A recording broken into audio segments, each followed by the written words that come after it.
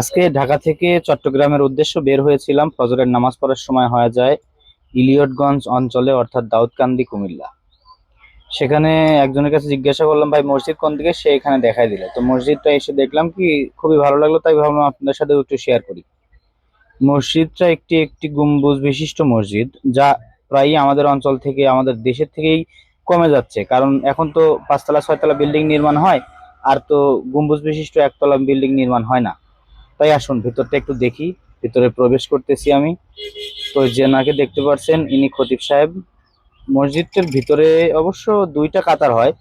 তো জিজ্ঞাসা করলাম, উনি বললো, ভাই এটা 75 বছর আগের মসজিদ। দুইটা কাতারে মোটামুটি 9 × 2 = 18 জন লোক বসতে পারে। দেখেন, সবচেয়ে ভালো লাগছে আমার এই গম্বুজটি। গম্বুজের কারুকার্যটা কত সুন্দর, মাশাআল্লাহ, অনেক সুন্দর লেগেছে আমার কাছে।